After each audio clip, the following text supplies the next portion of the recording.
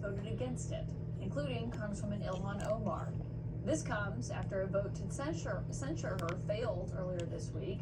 Had it passed, it would have removed the Minnesota lawmaker from her committees. Congresswoman Nancy Mace pushed that resolution, that censure, I should note, over comments that Omar had made after Charlie Kirk's assassination.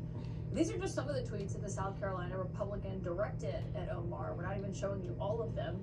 At one point, she called for her to be deported, despite the fact that Omar is a U.S. citizen.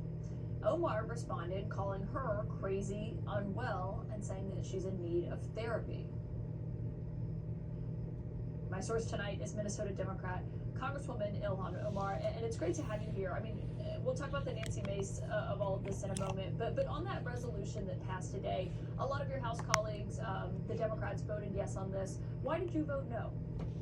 Yeah, well, I condemn political violence, and I obviously condemn the assassination of Charlie Kirk. I just not get myself to honor a legacy that I believe was filled with hate, bigotry, and rage baiting. And I think it's really important for us to have this honest conversation about what this man's legacy was, you know, what he spewed on his podcast, and the ways in which he disparaged women of color like myself. Your colleague, another Democrat, Jamie Raskin, voted yes on this resolution. He basically said, even if he didn't agree with every phrase in it, that he viewed it as a moment for both parties to come together. Do you think he's wrong in that? Well, the moment should exist, but what we have seen this week in regards to what my Republican colleagues have decided to do in their attacks targeting me and what the president has decided to do. These are people who are calling basically for our assassination of us. Nancy Mace, as you just referenced, called me the enemy of the state. And so these are not people who are interested in bringing us together. They're not interested in turning the value down. They're not interested in finding common ground. And even the Republicans who voted out of their obligation to the Constitution and doing the right thing in making sure that I didn't get censured for words I did not actually say, they are being under attack right now. They're being threatened. A call for their resignation is out there, and some of them are actually frightened for their lives from their own base. And so, you know, when we say we want a country that's united, it starts with all of us and all of our actions, and we're not seeing that on the other side of the aisle right now. Yeah, and to be clear on Mace, she didn't literally call for your assassination, but you're saying because of all of the comments, I mean, we just showed the dozens of tweets directed at you, that you're arguing instigating violence against you. Right. I mean, what do you expect for people to do with me when you call me the enemy of the state? What do you do with people to do with me when you're the president of the United States?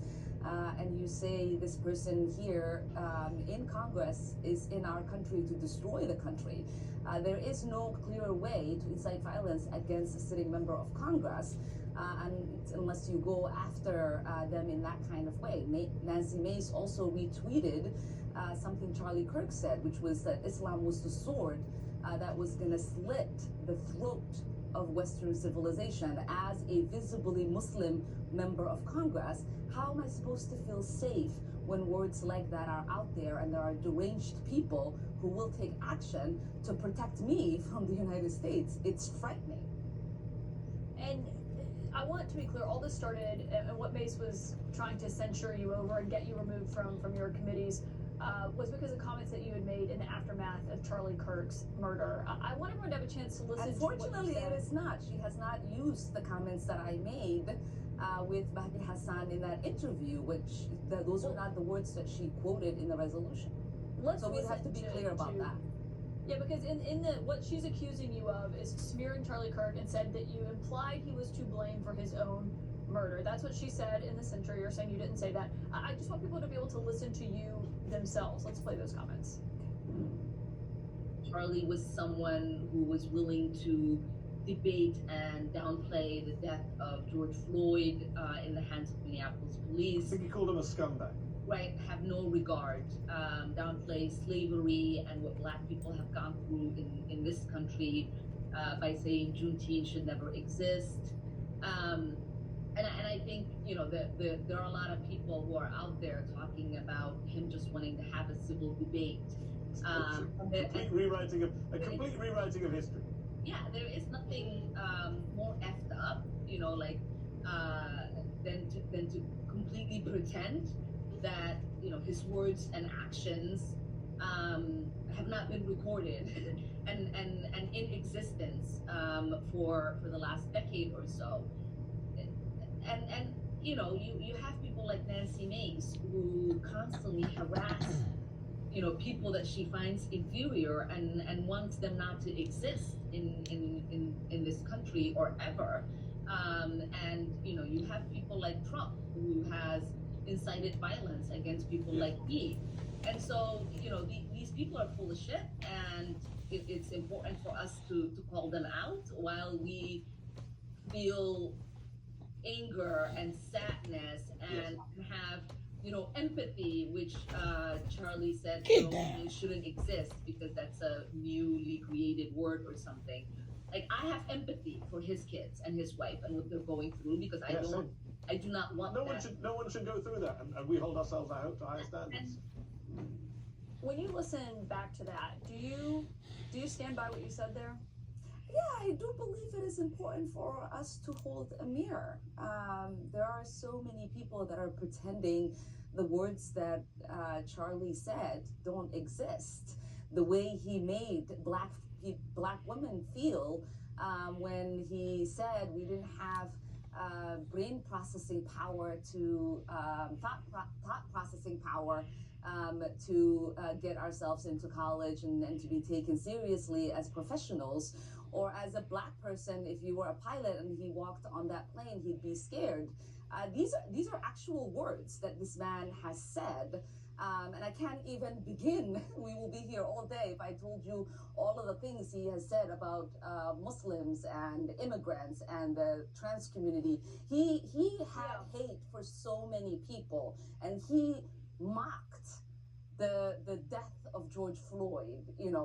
This is not somebody I am going to sit back and say had a great legacy of bringing people together, because he did the opposite. And it is important, while we mourn his death and condemn his assassination and feel empathy for his kids and wife, we are not here to whitewash what he did while he was alive.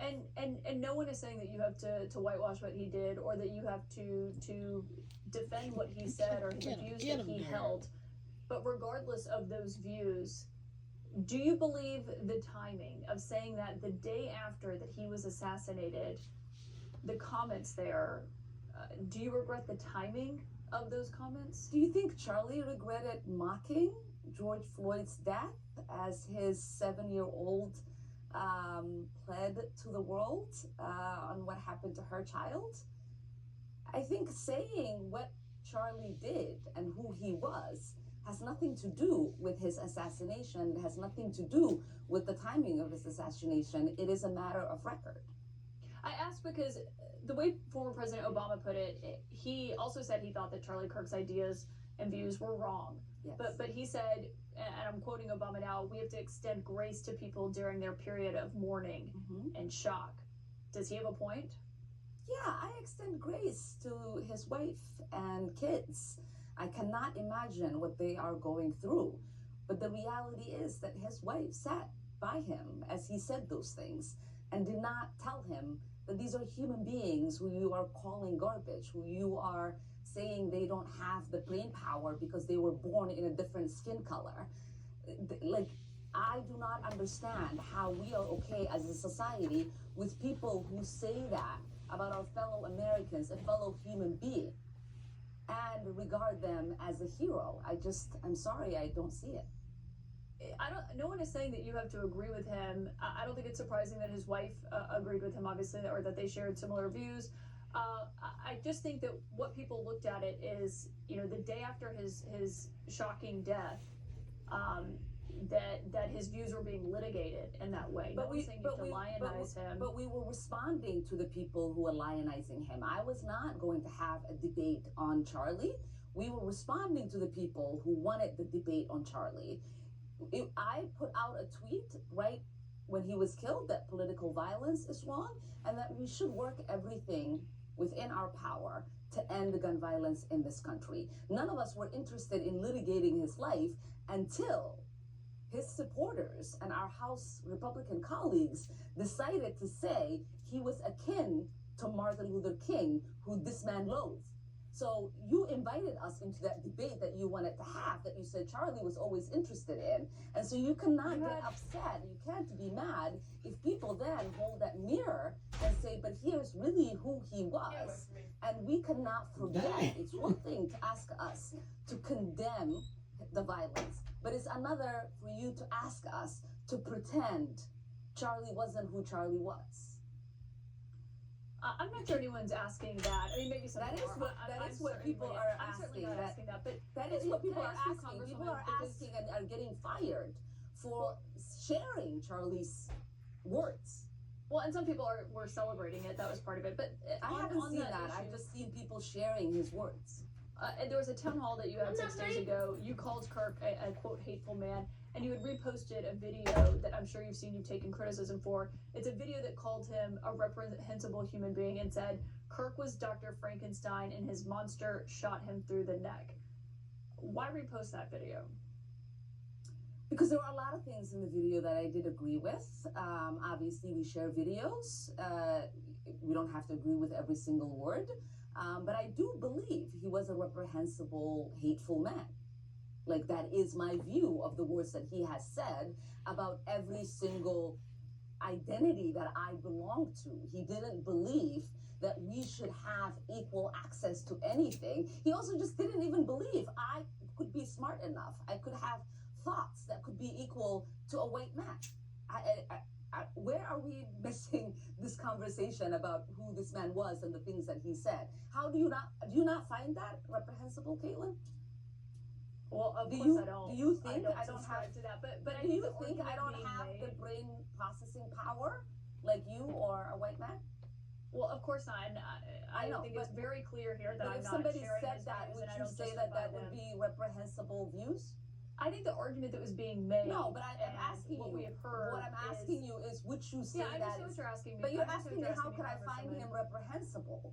Like, that No, is I'm not- reprehensible. You said it is reprehensible yourself. That is vile, it's reprehensible, and it is hateful. No, I'm not asking why you think he's reprehensible. I think you're obviously allowed to have your own views. That's why we have you on here so often, because we like to hear your views and what you think on something. I just think it was the video where it called him Dr. Frankenstein and said his monster shot him through the neck. I mean, obviously this is a person, and looking at this is someone who was a husband and a father, and in the days after his shocking death, that happened as a result of his views, or it happened as a result as he was sharing his views publicly with people, that people found it jarring to hear such criticism of that in the immediate aftermath of What someone's death. I find jarring is that there's so many people willing to excuse the most reprehensible things that he said, that they agree with that they're willing to have monuments for him, that they want to create a day to honor him, and that they want to produce resolutions in the House of Congress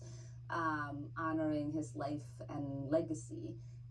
It is one thing to care about his life, because obviously so many people loved him, including his children and wife. But I am not going to sit here and be judged for not wanting to honor any legacy this man has left behind. That should be in the dustbin of history, and we should hopefully move on and forget the hate that he spewed every single day. Do you think your colleagues who voted, your Democratic colleagues who voted yes on that resolution, should not have voted yes? Is that your view? A lot of people come to their own conclusions on why they vote. We heard from some people who said they loved the part about condemning gun violence, about condemning political violence. There's people who obviously voted for different reasons that they haven't shared. I'm not here to judge what people do and the votes that they take. We all have different relationships, but there is a clear reason that you see a huge portion of the Congressional Black Caucus take that vote, because we did find this man reprehensible in the way in which he talked about us and those of us who are of African descent. Why do you think Nancy Mace is targeting you as much as she is? It's an easy clickbait. There is a lot of hate in this country for Muslims. There's a lot of hate in this country for Black people, especially Black women. And there is a lot of hate, severe hate, for immigrants. And so I fit the mold. She knows that she can easily raise money and get support for her bigotry from her bigoted, the bigoted people who want to give money to her campaign. But the reality is, in this country, the First Amendment does not only protect speech, it protects the right and liberty for anybody to practice their faith. I do practice the Muslim faith. I am an immigrant. I am proud of both of those things. And I was, of course, born in Somalia, which the president likes to mention. And I'm also proud of my Somali heritage, and that is not something that they can take away from me. And I just want to say, one thing that the president should understand is that you can't impeach a sitting member of Congress. And it is unfortunate that the members of Congress have not educated, they're uneducated president about how things work in Congress. Congresswoman Ilhan Omar, thank you for your time tonight. Appreciate that. Thank you.